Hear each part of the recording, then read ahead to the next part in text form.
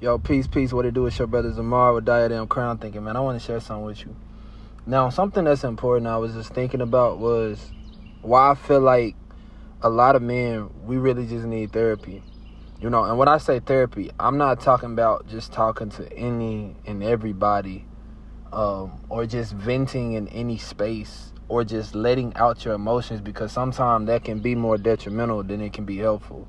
You got to understand, when you giving out your heart, you know, your pain, when you're giving out your reality, when you're giving out your perspective and your paradigm to people, you putting yourself in a vulnerable position. I am very cautious of that. The reason why I say that, because vulnerability is a great thing to have, but it's a very dangerous thing to distribute. And the reason why it's a very dangerous thing to distribute, because a lot of times you got to remember, everybody has a vulnerability. And somebody's vulnerability could be, man, I'm going to be honest with you, I'm used to having this specific thing and I realize I can't have this no more.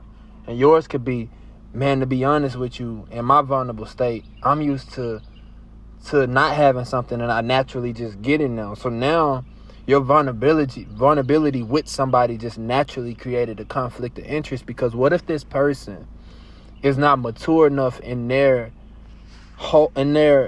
personal development that they can't necessarily contain or hold or even know how to deal with what you just gave them? I'm in a spot right now, right, that I used to be in as a child. And I do this often because, for y'all that don't know, you know, I had some life changes. I was married, and that had an end of chapter. With that, I have 3 sons. You know, before the super, if you want to talk about it, hit me up. You feel me? But aside from that, just keeping it straight. You know, for people that like to be honest, that like to be real, that like to be down the line about situations, that understand that life comes with what it comes with and that's just what it is, you know, we can chop and you will understand where I'm coming from. But I think a lot of men need therapy, because I find myself in these positions oftentimes where I'm very frustrated because people say men's mind are very simple. And it's really not that simple. You know what I'm saying? Like, especially when you give to a lot of things. You know, I don't think it's a man out there with a very simple mind. I think there's men out there with more simple mind than others. But just to emphasize something that's very important, I want to point out that life is complex. So if life is complex and it's this very thing that you in, your mind is going to be complex too. It's going to be compiled with so many different things. So I want to tell you, man, find somebody that can help you.